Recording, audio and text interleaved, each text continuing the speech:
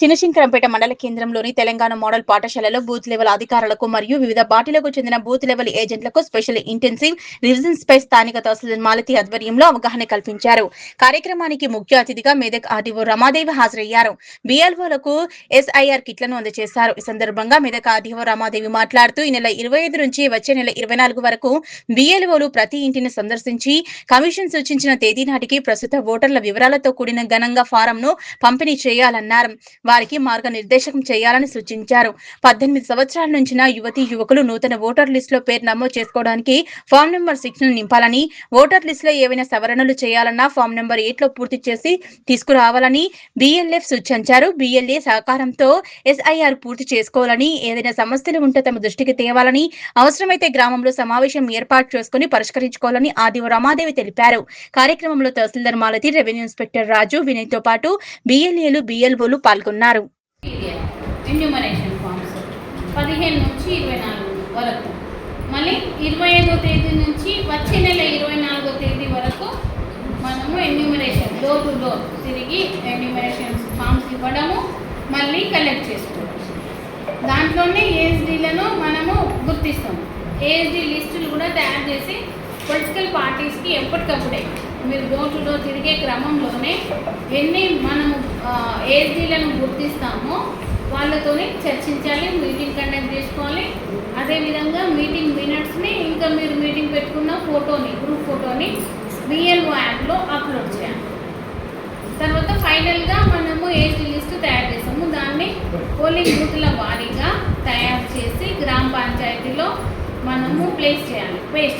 చేసి అక్కడ వారితోనే సంతకం తీసుకోవాలి, పబ్లిష్ చేయాలన్నమాట.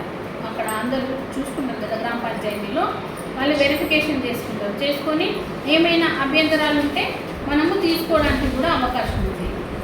మన ఏఎస్డీ లిస్టు తయారు చేసుకున్నాక గ్రామ పంచాయతీలో పేస్ట్ చేసిన తర్వాత మనము నోటీసులు కూడా జారీ చేస్తాము.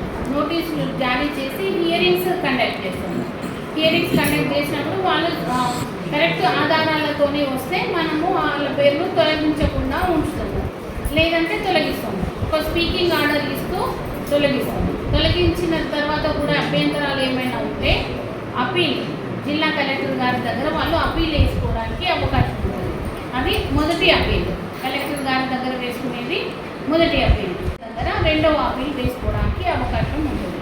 కాబట్టి ఈ ప్రక్రియ అంతా కూడా స్టాట్యుటరీగా జాగ్రత్తగా టైం లైన్స్ ఫాలో అవుతూ, ఎలక్షన్ కమిషన్ వారు ఇచ్చిన టైం లైన్స్ ఫాలో అవుతూ కరెక్ట్గా మనము పని చేయవలసి ఉంటుంది. డేట్స్ ఖచ్చితంగా ఫాలో కావాలి.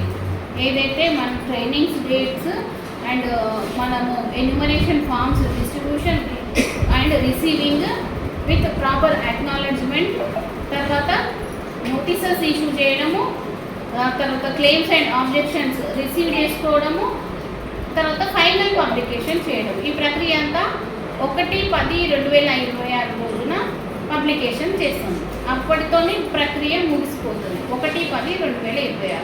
ఇదే క్రమంలో మనము డోర్ టు డోర్ తిరిగినప్పుడు కొత్త ఓటర్లను ఇచ్చి వారిని నమోదు చేస్తాము. ఎవరైనా 18 సంవత్సరాల వయసు నిండిన పిల్లలు ఉంటే వాళ్ళని కూడా ఇదే క్రమంలో మనము ఎన్రోల్మెంట్ చేయడానికి కూడా ఫామ్ 6 మనం తీసుకెళ్తాం. ఇప్పుడు మన బిఎల్ఓ కిట్లో ఫామ్ 6 కూడా ఉన్నాయి. ఫామ్ 6, 7, 8 కూడా మన దగ్గర ఉన్నాయి.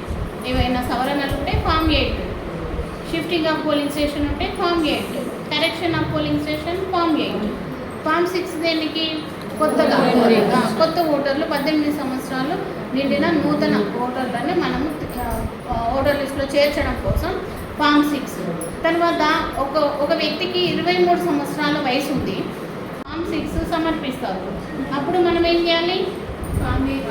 డిక్లరేషన్ తీసుకోవాలి. అంటే మనం ఒక ప్రశ్న వేయాలి వాళ్ళకి. మీరు 23 సంవత్సరాలు ఉన్నారు, మీరు 18 సంవత్సరాల వయసు నిండిన తర్వాత ఎన్రోల్మెంట్ చేసుకోవాలి కదా, మీరు ఎందుకు చేసుకోలేదు అని అడగాలి. ఒకవేళ వారు ఇదివరకే ఎన్రోల్మెంట్ చేసుకొని ఉన్నట్లయితే వారు ఫామ్ 8 ద్వారా షిఫ్టింగ్ ఆఫ్ పోలింగ్ స్టేషన్ చేసుకోవచ్చు. కానీ ఫామ్ 6 ద్వారా వాళ్ళు అప్లై చేస్తే మాత్రం వాళ్ళు ఖచ్చితంగా అఫిడవిట్, డిక్లరేషన్ వాళ్ళు సమర్పించాలి.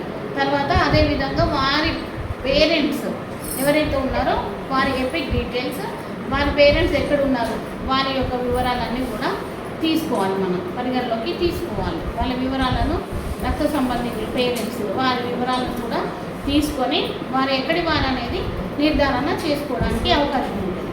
ఈ ఎస్ఐఆర్ అనేది తీసేయడం కోసమే ఇది ప్రక్రియ. కాబట్టి డబుల్ ఓట్స్ ఎవరికైనా డబుల్ ఓట్స్ ఉన్నట్టయితే, ఒకటి కన్నా ఎక్కువ ఉన్నట్టయితే వాళ్ళు ఆర్పిఏ యాక్ట్ సెక్షన్ 31 ప్రకారంగా శిక్షార్హులవుతారు. 2 ఓట్లు ఉండడానికి వీలు లేదు. అదేవిధంగా ఉద్యోగస్తులు ఎవరైతే బిఎల్ఓలు కానీ ఏఈఆర్ఓ కానీ ఈఆర్ఓ కానీ ఏదైనా ఈ క్రమంలో తప్పు చేస్తే అండర్ సెక్షన్ 32 పనిషబుల్, మన పైన కూడా యాక్షన్ ఉంటుంది ఏదైనా తప్పు పొరపాటు చేస్తే మాత్రం. అందుకోసమై చాలా జాగ్రత్తగా ఈ ఎస్ఐఆర్ ప్రక్రియను మనమందరం కూడా సమర్థవంతంగా పూర్తి చేయాలి. ఎటువంటి ఇంకా ఏది కూడా పొరపాటు జరగడానికి